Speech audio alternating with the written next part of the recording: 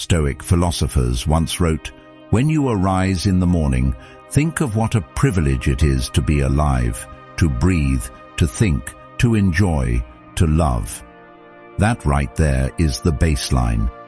Gratitude isn't just a feel-good attitude, it's a weapon against entitlement and anxiety. It brings you out of your head and into the moment.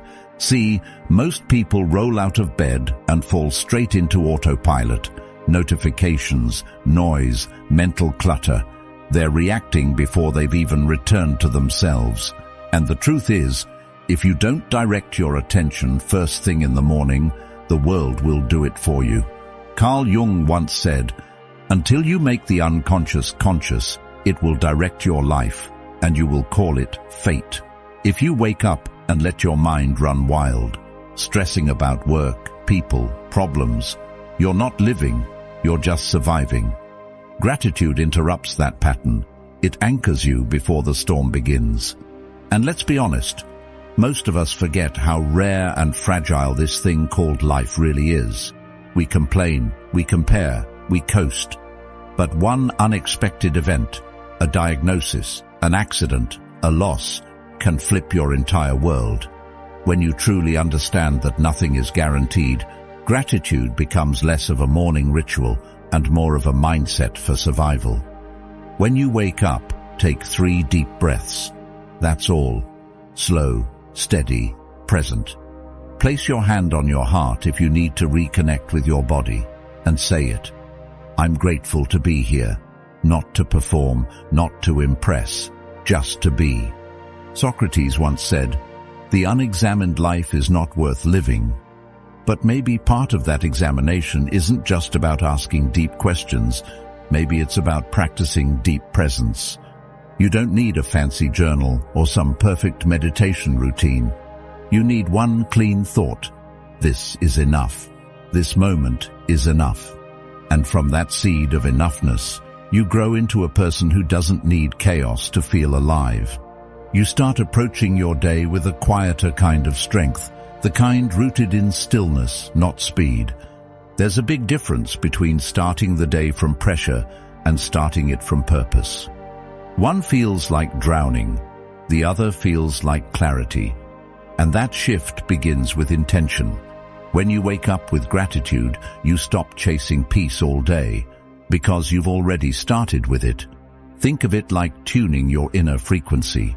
When you're tuned into appreciation, the things that usually irritate you, traffic, interruptions, delays, they lose their grip. Because you're not reacting from lack, you're responding from wholeness.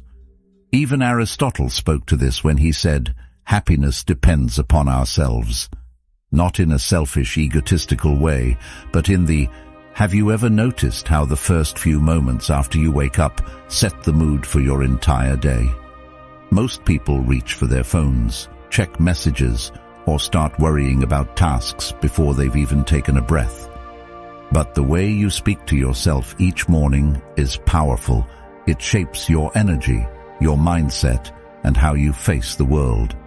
Today I want to share something that might just shift the way you start every single day of your life. Most people don't realize this, but those quiet seconds between sleep and action are where your mind is most open and most vulnerable.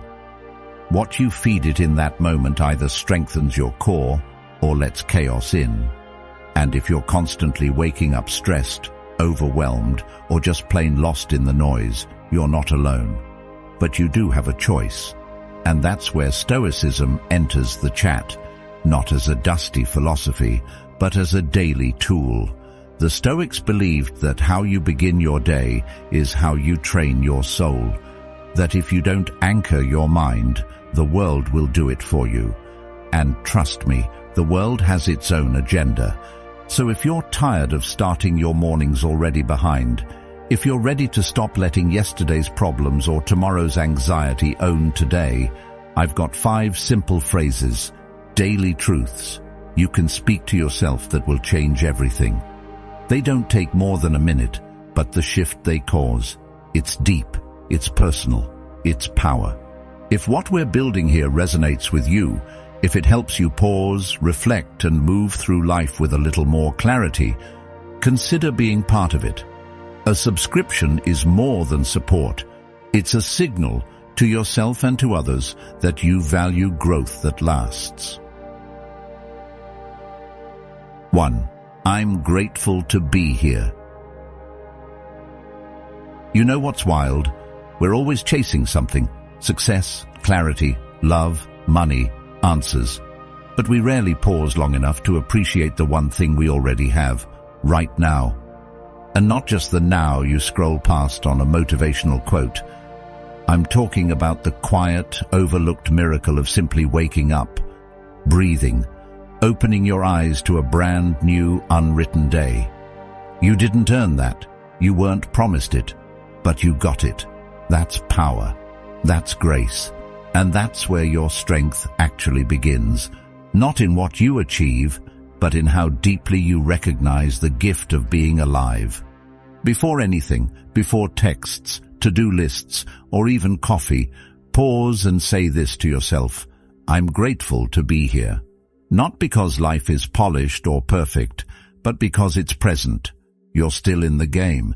You still have time to evolve, to make amends, to take risks, to speak truth, to live honestly.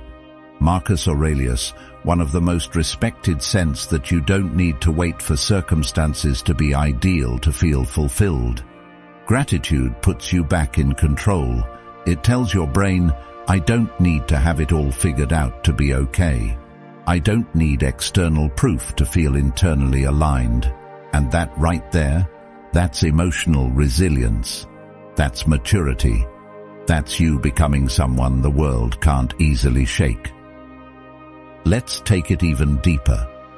Psychology has shown that gratitude practices rewire the brain for more long-term well-being. Studies from institutions like Harvard and Berkeley confirm that people who practice daily gratitude consistently report higher levels of optimism, better sleep, and even stronger immune systems. Not because life is easier for them, but because their focus is different. Where others see problems, they see chances. Where others rush, they pause. And it all begins with this internal reset button you press every single morning. Plato said, "A grateful mind is a great mind which eventually attracts to itself great things." That's not some mystical promise. It's basic cause and effect. When you're centered, your decisions are better. When you're appreciative, you attract people who operate from that same energy. When you're grounded, you're less likely to be manipulated, distracted, or derailed. You don't just show up differently, you attract differently. So before your day gets hijacked by obligations and overwhelm, own those first few seconds. Not with pressure, not with a plan, but with presence. I'm grateful to be here. Say it. Feel it. Let it soften your breath and widen your perspective. That phrase may seem small, but it holds the power to recalibrate your entire system. Because gratitude isn't passive, it's powerful. It's how you take control before the world gets a chance to. It's how you stop existing and start living. And the more you practice it, the more you realize this moment right now is the foundation for everything else. Not your goals, not your schedule, not even your coffee. Just this breath, this awareness, this life. Say it with me now, not just once, every morning, before the noise, before the rush. I'm grateful to be here. That's your real reset, and that's where your transformation begins. 2. Yesterday doesn't own me. You ever notice how some people wake up already tired? Not because they didn't sleep, but because they never really let go of yesterday? Their body's rested, but their mind's still spinning, replaying everything that didn't go right. That one thing they wish they said differently, that moment they wish didn't happen. It just loops in their head like a song stuck on repeat. And whether they know it or not, they're dragging all of that into a brand new day. It's like trying to run a race while carrying yesterday's suitcase. Eventually, you're going to trip. Let's be real. We carry way too much weight from the day before. The awkward conversation, the missed deadline, the dumb mistake. And sometimes it's not even just our own stuff. We carry other people's moods, judgments, and expectations too. We let that shadow of what was follow us straight into what could be. But here's something most people forget. You're not meant to relive yesterday. You're meant to learn from it, then leave it where it belongs. That's the real test. Not perfection, but release. So start here. Remind yourself every morning, yesterday doesn't own me. Say it like you mean it. Say it like your peace depends on it. Because it does. That one sentence might not erase the past, but it separates you from it. It draws a boundary between what happened and what you're choosing now. And that boundary, that's freedom. That's your reset. Carl Jung once said, "I am not what happened to me. I am what I choose to become." That line is gold, because what happened yesterday might explain your pain, but it doesn't get to define your path. You get to decide what story you're telling yourself today. You get to decide whether you carry shame or strength, and that's the part too many people give away. They replay the worst parts of their life like it's homework that was never finished. But at some point, you've got to close the book and write the next chapter. The Stoics had a powerful view on this. They believed that what matters most isn't the event itself, but how you respond to it. Epictetus said, "It's not what happens to you, but how you react to it that matters." Yesterday might have been a mess. You may have said the wrong thing, lost your cool, missed the opportunity. Okay, but now what? Are you going to live there forever, or are you going to take what you learned and move forward, stronger, sharper, clearer? Think about it like this. Every day is like a fresh journal page. But if you keep scribbling yesterday's story on today's page, you never get to write anything new. That's why letting go isn't weakness. It's wisdom. It's emotional discipline. It's the decision to say, I won't waste today fighting battles I've already lost or trying to fix things that no longer exist. That's strength most people overlook. The strength to stop picking the same wound. Socrates believed that an examined life was essential, but that doesn't mean you keep poking at the past until it bleeds again. Examining doesn't mean reliving. It means observing, understanding, and then releasing. Take the lesson. Leave the weight. And if that sounds too simple, ask yourself, what has holding on to yesterday really done for you? Has it healed you, helped you, or has it just made your present heavier than it needs to be? Now here's something practical.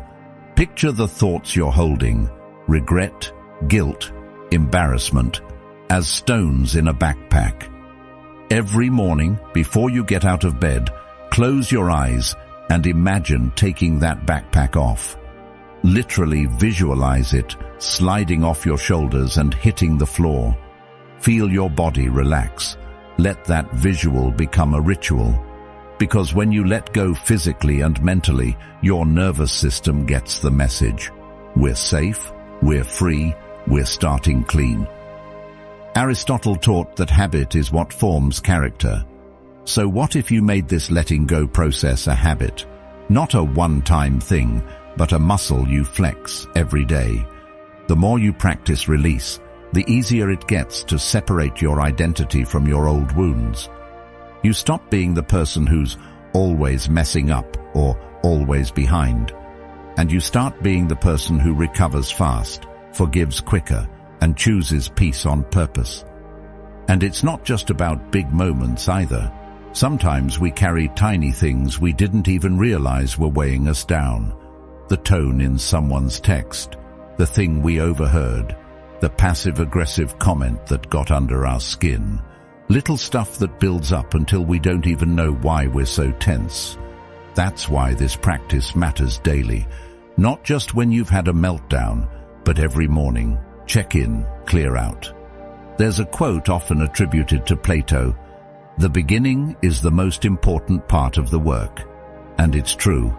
If you begin your day carrying the past, your actions, your words, your choices, they're all filtered through that residue. But if you begin with presence and release, you get clarity, you get power.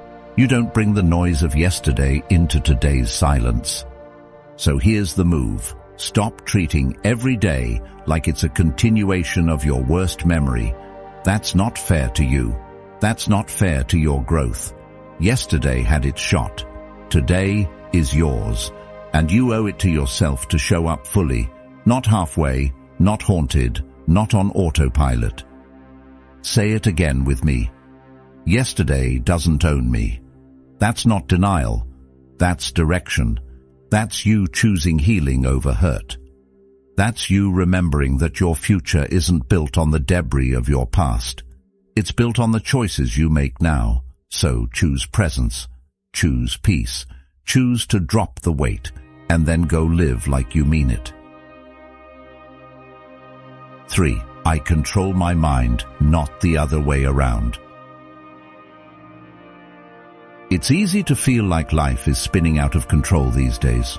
One moment you're sipping coffee, the next you're drowning in texts, news updates, messages, meetings, and then come the thoughts, fast, noisy, demanding your attention. It's like your mind opens its own app and starts launching tabs you never clicked on. Before you know it, you're not thinking, you're being thought, you're reacting, you're chasing every feeling, every worry, every what if. It's exhausting, and it's a trap. The Stoics saw this coming centuries ago. They knew that the chaos outside isn't nearly as dangerous as the chaos inside. That's why they trained daily to master their minds before the world could. Marcus Aurelius said, "You have power over your mind, not outside events. Realize this, and you will find strength." That right there is the core of all personal power. Not in controlling others, not in controlling every outcome, but in controlling the only thing you ever really could, your response. And that's where your morning comes in. Before the world wakes up and starts screaming, there's this tiny window of silence, a pause. And what you do in that pause sets the tone for everything. So here's your anchor. Say this to yourself. I control my mind. Say it before your phone, before your tasks, before your thoughts start spinning. Say it with your whole chest. Because when you claim that truth early, you build a shield that lasts all day. Carl Jung once wrote, "Who looks outside dreams, who looks inside awakes." That's not just poetry, it's a blueprint. Most people go through their day completely outward focused, pulled by noise, comparison, ego, status. But the moment you shift your gaze inward, even for 60 seconds, you start to wake up. You realize that not every emotion is true. Not every thought deserves your attention. Your mind might be busy, but you don't have to be. Here's something simple you can try. First thing in the morning, just sit still. 1 minute, nothing fancy, no music, no scrolling, just you and your breath. Inhale slowly, exhale slower, and as the thoughts come, and they will, let them pass like clouds. Don't grab onto them, don't judge them, just breathe. That space between stimulus and response, that's where your power lives. That's where you remember, I am not my thoughts, I'm the one watching them. Plato believed that the first and greatest victory is to conquer yourself, not your job, not your schedule, not your inbox, yourself. And that victory starts in your head. Every time you catch yourself spiraling, overthinking, reacting, you've got a choice. Will you let your mind drag you, or will you direct it? Will you be the driver or just the passenger? And look, this isn't about becoming some monk on a mountain. It's about practical control in a loud world. It's about choosing your mood instead of being hijacked by it. You don't have to answer every call. You don't have to feed every fear. You don't have to let every little inconvenience ruin your peace. Peace isn't passive. It's a decision. And the more you decide to claim it, the more natural it becomes. Socrates once said, "The secret of change is to focus all of your energy, not on fighting the old, but on building the new." And the new starts with you saying, "This is the direction I'm moving in. This is the tone I'm setting. This is the mindset I choose." Because your mindset isn't something you inherit, it's something you train. And psychology backs this up. Neuroscience tells us that your brain isn't fixed, it's plastic. It rewires itself based on what you focus on. If you spend all morning reacting, doom scrolling, comparing, complaining, your brain gets better at stress. But if you spend your mornings anchoring, breathing, choosing, observing, your brain gets better at calm. You literally train yourself for peace. Even Aristotle pointed out that we are what we repeatedly do. Excellence, then, is not an act, but a habit. Think about that. You don't become mentally strong overnight. You become it by choosing the same intention every morning. I control my mind. That's your rep. That's your discipline. And like lifting a weight, it gets easier with time. So the next time your mind starts pulling you toward doubt, toward anger, toward distraction, pause, breathe, and remember, just because the thought showed up doesn't mean you have to follow it. Just because something's loud doesn't mean it's true. Your inner voice, when trained, is stronger than all the outer noise combined. But you have to choose it. And yeah, you're gonna mess up. You'll have days where your mind runs the show and you forget all of this. That's okay. Don't judge it. Just return. The Stoics weren't about being perfect. They were about being aware. The real growth isn't in never slipping. It's in noticing sooner when you do, and returning faster to who you really are. So tomorrow morning, before the emails, before the headlines, before the world reaches for your attention, sit with yourself. Close your eyes, inhale calm, exhale chaos, and speak it out loud or in your heart. I control my mind. Let that be your compass. Let that be your center. Because the world might be loud, but you're louder when you choose to be. And that's how you take your power back every single day. 4. Kindness is my superpower. There's something magnetic about people who walk into a room and bring calm with them. They don't have to speak loudly or dominate the space. Their presence just feels grounded. You feel safe around them, like their energy isn't looking to prove anything. And you wonder, how do they do that? The answer isn't fame, money, or some fancy self-help routine. It's something much simpler and much more powerful. It's kindness, real kindness, the kind that isn't performative, the kind that's rooted in inner strength, not weakness. You ever meet someone whose energy just feels peaceful? That's not random, that's intentional. It starts with this daily decision. Kindness is my superpower, not in a soft, airy Instagram quote way, but in a grounded, practical, stoic way. Because being kind doesn't mean being passive. It doesn't mean you let people walk all over you or avoid difficult truths. In fact, it's the opposite. True kindness takes self-control. It requires discipline. Marcus Aurelius once said, "Kindness is invincible if it's sincere, not fawning or pretending." What can even the most malicious person do if you keep treating them with kindness and remain firm? That's the balance. Gentle but not fragile. Soft-spoken but not silent. In the modern world, we often mistake harshness for strength, as if being cold or detached somehow proves you're in control. But here's what Stoicism teaches us. The strongest person isn't the one who controls others. It's the one who controls themselves. Kindness is a form of self-mastery. It means you've developed enough awareness to pause before reacting, enough humility to listen before judging, and enough courage to extend grace even when it's not deserved. Carl Jung said, "Knowing your own darkness is the best method for dealing with the darkness of other people." That hits hard, doesn't it? Because we all have that inner storm, the insecurities, the pain, the fear, and when we see it in others, we often forget they're battling their own version of what we're dealing with. Kindness bridges that gap. It's not about being overly positive or pretending everything's okay. It's about choosing to see the humanity in people, even when it's buried under layers of defensiveness or anger. Start your day with that mindset, and you'll feel the shift. You'll speak softer, not because you're weak, but because you don't need to shout to be heard. You'll react slower, not because you're indifferent, but because you value peace more than being right.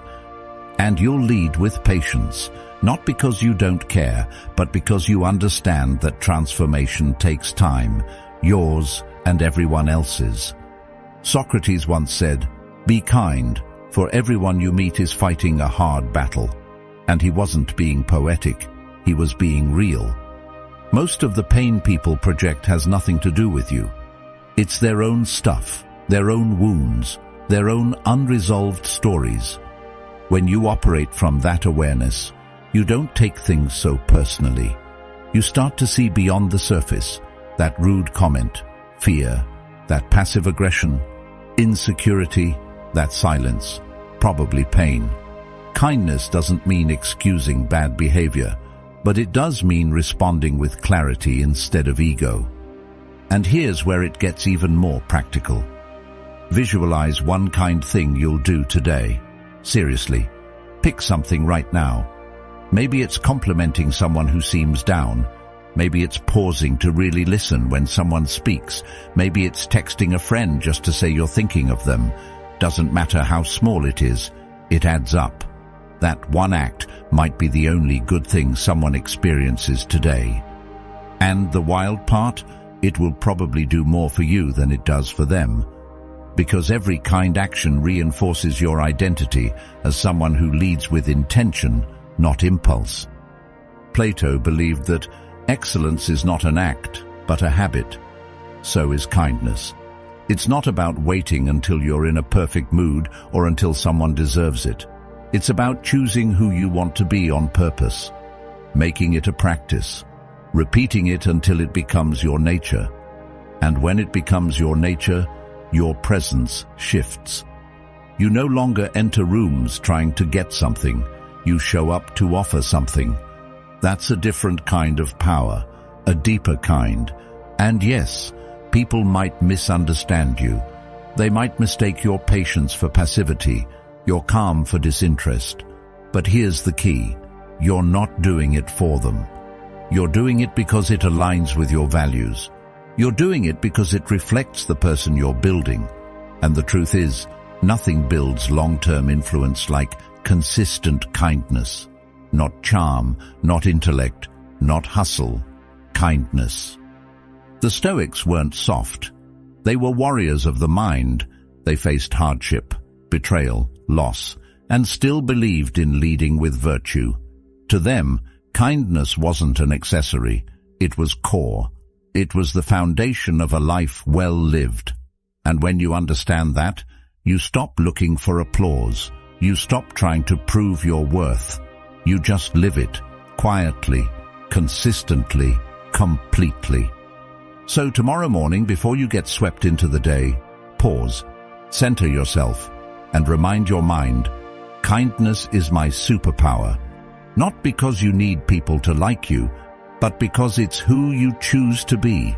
Then go out there and live like someone who's not afraid to be good, not fake good, strong good. That's what leaves a mark. That's what rewrites the energy of a room. And more often than not, that's what ends up changing people, starting with you. 5. This moment is all I have, so I'm gonna enjoy it. Have you ever blinked and realized an entire week just flew by? Not in a poetic life is beautiful kind of way, but in a slightly disorienting, where did the time go kind of way. 1 minute you're sipping your morning coffee, and the next you're buried under a mountain of notifications, meetings and responsibilities you barely remember agreeing to. It's like the day ran away without asking permission, and you're stuck trying to catch up. That's modern life for most of us. Fast, loud, demanding. But here's something that cuts through all that noise like a blade. Everything is temporary. And that truth isn't meant to scare you, it's meant to wake you up. The stress? Temporary. The pressure? Temporary. Even the joy, the peace, the good stuff, it too is passing. That's what makes it precious. The Stoics understood this better than anyone. They practiced what's called memento mori, a daily reminder of mortality, not to be dark or depressing, but to be aware. Because when you realize nothing is guaranteed, not tomorrow, not even the next hour, you start treating the present moment with more respect. Plato once said, "Time is the moving image of eternity." That hits differently when you think about how little of it we actually use well. So much of our time is spent either regretting the past or worrying about the future. We rarely just are. But presence is a skill, a discipline, something you have to train, just like your body, your mind, or your patience. Carl Jung believed that the ability to be in the present moment is a major component of mental wellness. And it makes sense, doesn't it? Most of our anxiety lives in the future.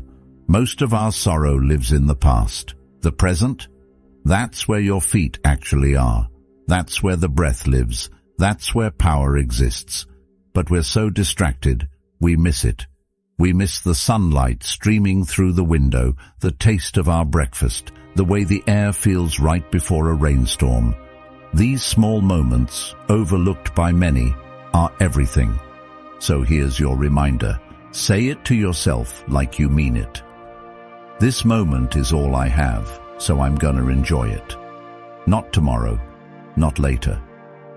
Now this cup of coffee, this quiet space before the kids wake up, this conversation you're having with a friend where, for once, nobody's checking their phone.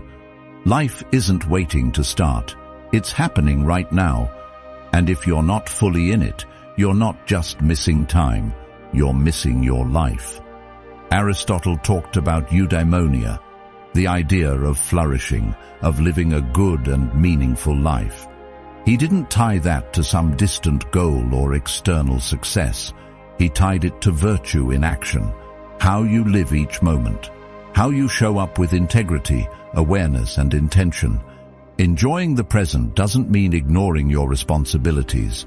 It means learning how to fully experience whatever moment you're in, even the messy ones. Let's be honest though, presence is hard. It's much easier to distract yourself, to stay busy, to always think about what's next. Because sitting still with yourself, that's where the real work begins. The Stoics called this inner stillness ataraxia, a kind of serene calm that isn't shaken by the outside world. And one of the fastest ways to tap into that calm is to slow down and notice the moment you're in. Whether it's brushing your teeth or watching the wind move through the trees, let yourself be there. And look, this isn't about pretending life isn't stressful. It absolutely is. The world will continue to move fast. People will continue to pull at your time and energy. But when you practice presence, you stop giving your power away. You stop being ruled by urgency, and instead you choose clarity. Seneca wrote, "True happiness is to enjoy the present without anxious dependence upon the future." That's it. Not just surviving, but enjoying. And enjoyment doesn't have to be loud or dramatic. It can be found in stillness, in quiet appreciation, in the pause between things. So tomorrow, or even right now as you're reading this, pause. Take one deep breath. Feel it travel through your chest. Notice where your feet are. Notice what you hear, smell, taste, touch. Be where you are, not where you think you need to be. Presence is power because it brings you back to yourself. Not the version of you that's performing, not the version that's planning or regretting, just you here. Socrates, the master of questioning everything, once asked, "How can you wonder your travels do you no good when you carry yourself around with you?" The truth is, it doesn't matter where you are or what you're doing. If you can't be present, nothing will satisfy you. Not success, not status, not escape. That's why presence isn't optional, it's essential. You want more fulfillment, more connection, more peace? It doesn't come from doing more, it comes from noticing more, it comes from paying attention, it comes from choosing to enjoy the little things while they're happening, instead of missing them and wishing you'd paid attention. This moment, this one, is already slipping away. Not in a dramatic way, just quietly, like it always does. So hold it a little longer, appreciate it a little deeper, and remind yourself often, everything is temporary, so I will enjoy this moment. That mindset doesn't just slow down time, it stretches it, makes it richer, more meaningful, and over time, you begin to realize this moment was never small. It was everything. You just needed to notice. So as you move through today, whatever it holds, carry this truth with you. Peace isn't found in the next moment. It's found in this one, right here, right now. If this spoke to something in you, there's another video waiting for you on screen that dives even deeper into building a life rooted in stillness, clarity, and inner strength. I think you'll find it powerful. Thank you for being here.